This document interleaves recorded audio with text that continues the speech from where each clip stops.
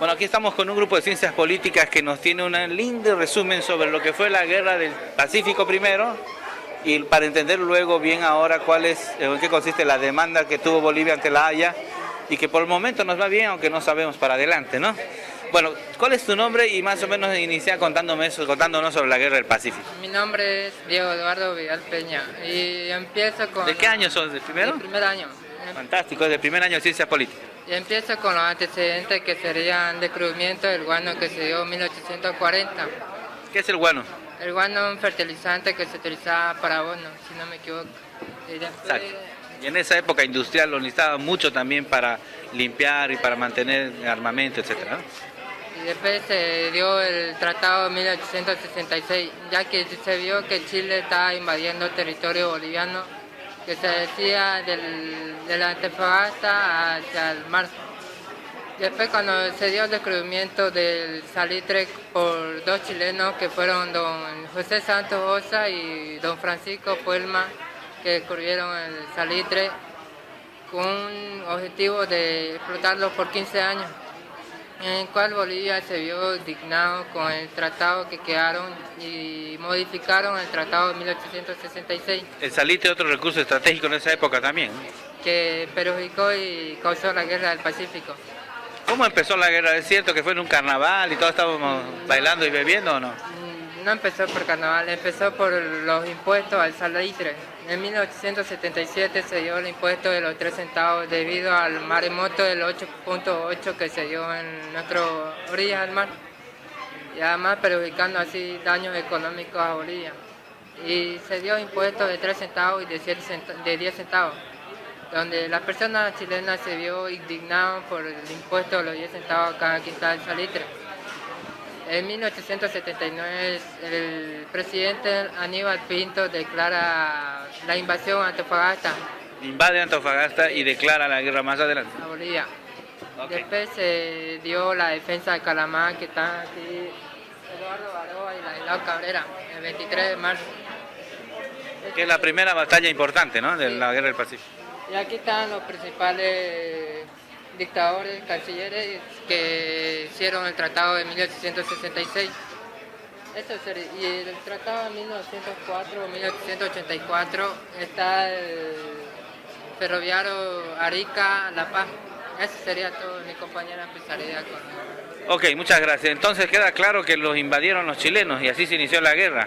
Porque el periodista chileno que le preguntaba a Mesa de un rato le dijo, ¿cómo es eso? Había una discusión de que quién empezó la guerra y Mesa lo trató y le dijo, yo sé historia y no sé vos. ¿Lo viste? Sí, ¿verdad? Muy bueno, ¿no? A ver, contanos a partir de eso. Nos invadieron los chilenos, hubo una guerra, hubo un tratado. El tratado, en resumen, define límites. ¿Y qué otras cosas más? El Tratado de 1904 resume los límites que hay entre Chile y Bolivia, que sería a partir de Tarapacá y Mejillones, en donde el paralelo 23 queda como la línea que divide a estos países. Bueno, la demanda se inició en 2003. Un segundo, ¿cuál es tu nombre, por favor? Nicole Vega Fernández, soy de primer año. La demanda se inició en 2013, donde Chile quiso evadir esta demanda poniendo a La Haya como incompetente ante esta demanda, pero este último se demostró que no es así y se creyó que es competente. ¿Qué estamos demandando en resumen? El acceso soberano hacia una salida marítima, que sería como el libre comercio y tránsito sin pagar ningún impuesto. Chile no quiere dar este libre acceso soberano, ya que le genera la cuenca del Pacífico, es el 50% de ingresos en América Latina y por parte también a su país, que es un país pequeño y no tiene muchos ingresos aparte de sus puertos, que es por ello que Paraguay y Bolivia son los únicos que utilizan este puerto.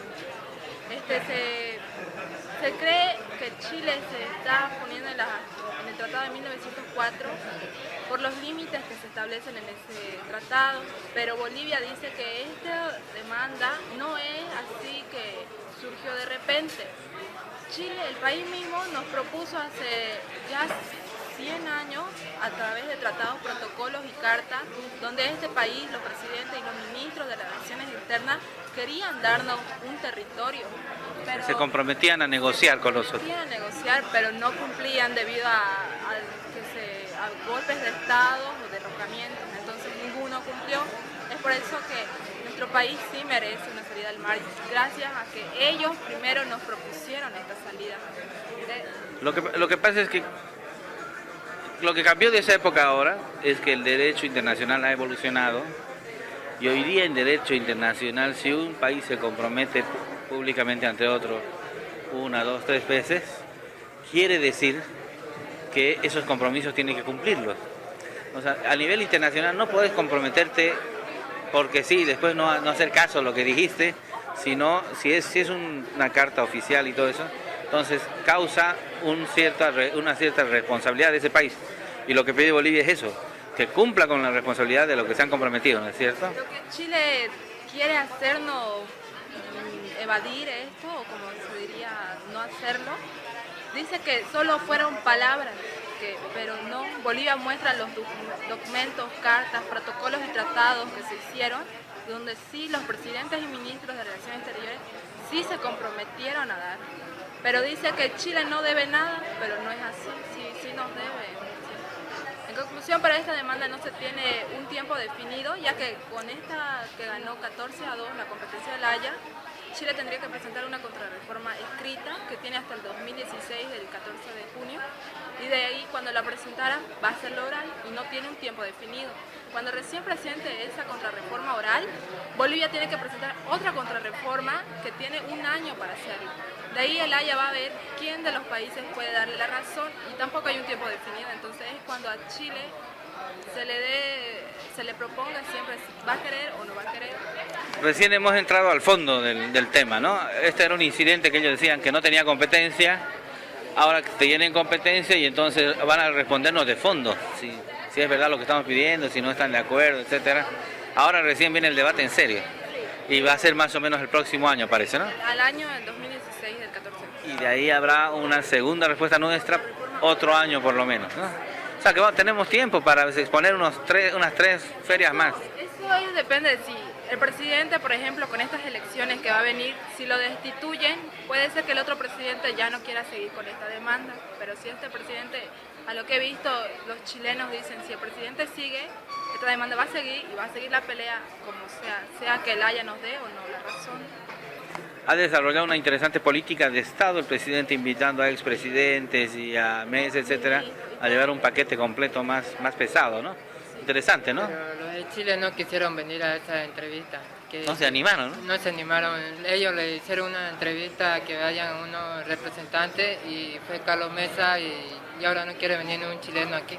Pensaron que iba a ir cualquiera a hablar y le iban a dar, ¿no? La verdad, pesado Mesa, ¿no? En historia.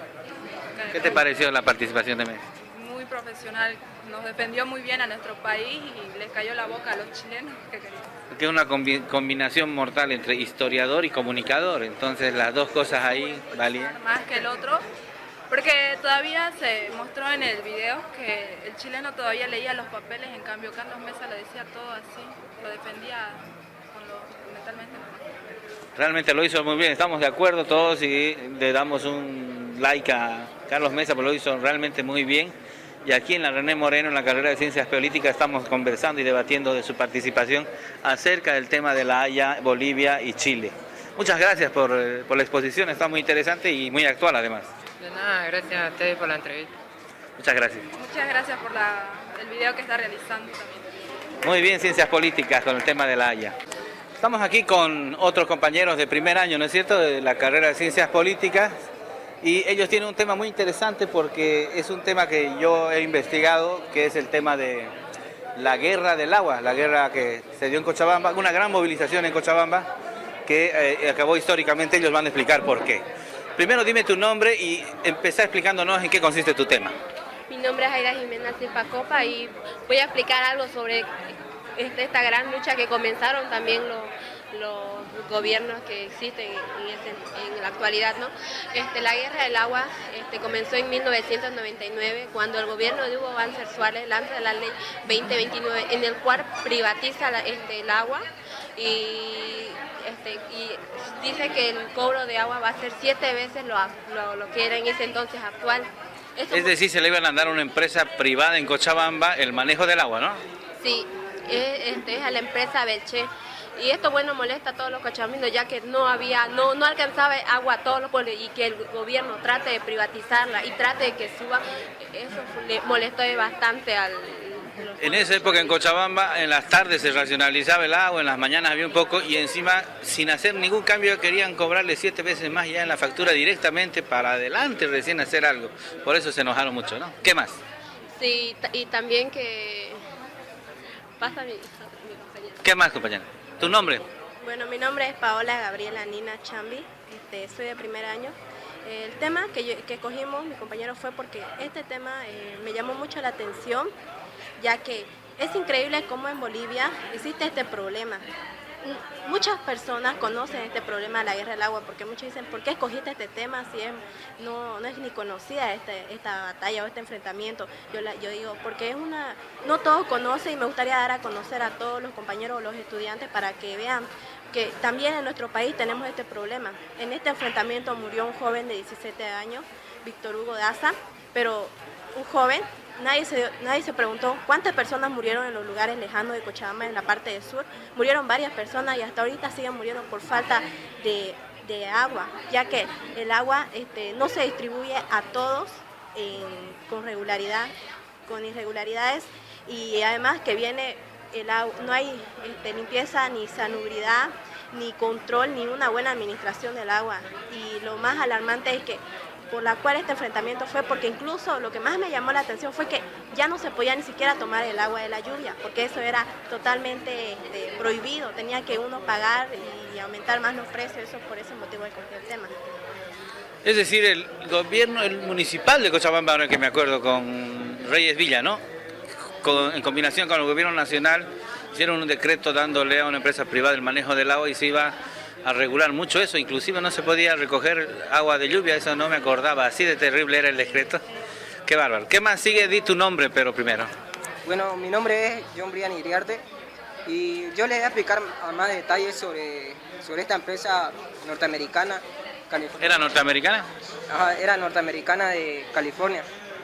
Esta empresa, Bechtel, hasta el momento de 2009 tenía unos ingresos de 45 millones. Esta era una empresa que construía y que está en más de 50 países. Todo esto de la guerra del agua se suscitó a causa de que en 1997 el Banco Mundial le ofrece ayuda adicional a Bolivia, a cambio de que se privatizara 2 de sus empresas en 2 áreas urbanas del país, que sería en La Paz, El Alto y en Cochabamba.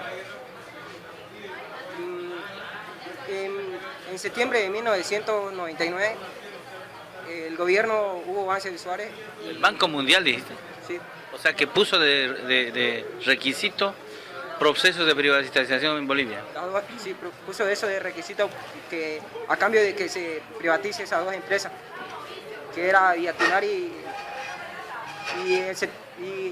a causa de eso, en septiembre de 1999, el gobierno de Hugo Banzer Suárez con la empresa Corporación Bechtel, ¿no? Hicieron un acuerdo a oculta, cosa que el pueblo... ¿Escondido? A escondidas, cosa que el pueblo... ¿Qué decía? Que se iba a hacer cargo del agua, que le iba a privatizar.